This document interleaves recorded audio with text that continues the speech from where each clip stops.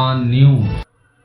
पूर्व कैबिनेट मंत्री स्वामी प्रसाद मौर्य पर हुए हमले के बाद फतेहपुर पहुंचने पर दिया बड़ा बयान।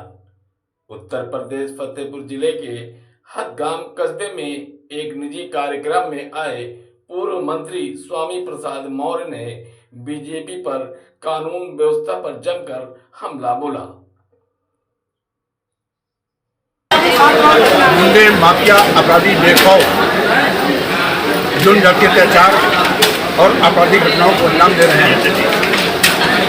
योगी सरकार गूंगी बहरी अंधी बनकर समाप्ति बनी हुई है और यही कारण है कि गुंडे माफिया अपराधियों के हौसले बढ़े। आज इस तरीके से हदगांव कार्यक्रम में आते वक्त रायबरेली जनपद के सारा होटल चौराहे पर जहाँ कार्यकर्ताएं हमारा स्वागत कर रहे थे, उनके ही बीच में कुछ रानी सेना के लोग घुसकर मुझ पर हमलावर हुए, जिसको देखते हुए पुलिस और कार्यकर्ताओं ने विरोध किया और साथ ही साथ ये रानी सेना के लोग आज पूरे प्रदेश में हर जगह हिंसा फैलाने की कोशिश कर रहे हैं। आगरा में भी इन्होंने इसी तरीके से सांसद रामजी लाल सुमन पर हमला किया था। हजारों की तादाद में वहां पर तलवारें लहराई गई, बंदूकें लहराई गई, फरसा बर्छी भाला लहराए गए। मुख्यमंत्री आगरा में मौजूद थे, उसके बावजूद किसी के खिलाफ कोई कार्रवाई नहीं। इसीलिए इनके हौसले बुलंद। आज मुझ पर भी इसी प्रकार से इन्होंने हमला करने की कोशिश की। यद्यपि पुलिस और कार्यकर्ताओं के हस्तक्षेप से तो हमला करने में नाकामयाब जरूर है, लेकिन पुलिस की मौजूदगी में कार्यकर्ताओं की भीड़ में हमला करने का प्रयास ही बहुत बड़ा दुष्कृत्य है, आपराधिक घटना है। शायद कार्यकर्ता पुलिस मौके पर नहीं होती तो जानलेवा हमला भी कर सकते थे। तो पूरे ये हमला हुआ है, ऐसे में आप कानून व्यवस्था कानून व्यवस्था उत्तर प्रदेश में कानून व्यवस्था नाम कोई चीज नहीं, पूरा प्रदेश में लड़ाई बन गया है। गुंडे माफिया अपराधी बेखौफ कानून की धज्जियां उड़ा रहे हैं। विशेष रूप से भाजपा संरक्षित गुंडे माफिया अपराधी या मुख्यमंत्री की बिरादरी के गुंडे माफिया अपराधी वो कानून को मानते ही नहीं। उनको मुख्यमंत्री की बिरादरी होने का लाइसेंस मिल गया है कि तुम कुछ भी करो, तुम्हारा नेता मुख्यमंत्री बन के बैठा हुआ है, तुम्हारा कोई बाल बाका होने वाला नहीं है। यही कारण है कि आज एक जात विशेष के लोग इस प्रकार के आपराधिक घटनाओं को अंजाम दे रहे हैं और मुख्यमंत्री भी उन पर मेहरबान है, क्योंकि उनके तमाम इस प्रकार की आपराधिक घटना करने के बावजूद भी कोई FIR दर्ज नहीं होती। SIR तो बहाना है जी, इस देश के दलितों और पिछड़ों को मतदान से वंचित करने की साजिश है।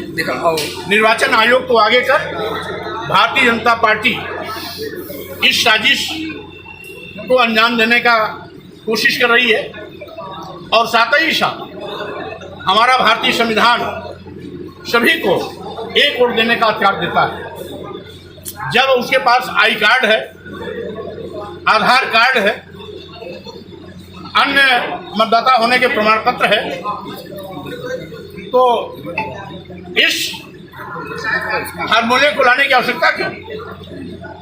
SIR केवल SC ST OBC को मतदान से वंचित करने का नायाब तरीका है, जिससे ज्यादा कुछ नहीं। सर, जैसे लोक मोर्चा से आप अकेले लड़ेंगे, दलित पिछड़े संख्या वोट आपका भी है और एक समाजवादी पार्टी भी कहती है ये वोट हमारा है, क्या बटेगा नहीं? इससे भाजपा को लाभ नहीं होगा? अब कुल मिलाकर के सपा और भाजपा में कोई अंतर नहीं। समाजवादी पार्टी में उस समय के मुख्यमंत्री की बिरादरी का गुंडाराज चरम पर था। आज भाजपा शासन में भाजपा सरकार के मुख्यमंत्री की बिरादरी का गुंडाराज चरम पर है। तो उत्तर प्रदेश की जनता को गुंडाराज से मुक्ति दिलानी है, कानून का राज स्थापित करना है, सबके सम्मान स्वाभिमान की रक्षा करनी है, बेरोजगार नौजवानों को रोजगार से जोड़ना है, महंगाई और आपराधिक घटनाओं पर अंकुश लगाना है, बेरोजगारी खत्म करना है, गरीबी को कम करना है, किसानों उनको सम्मानजनक, उनको लाभकारी मूल्य दिलाना है। इन सभी मकसद पर भाजपा पूरी तरह फेल हुई है, जिसे लोक मोर्चा की सरकार 2027 में आने के बाद प्राथमिकता के आधार पर इस पर काम करेगी। भाजपा हटाएं यूपी बचाएं का नारा आपने बताया है, इसमें क्या आपका कहना है?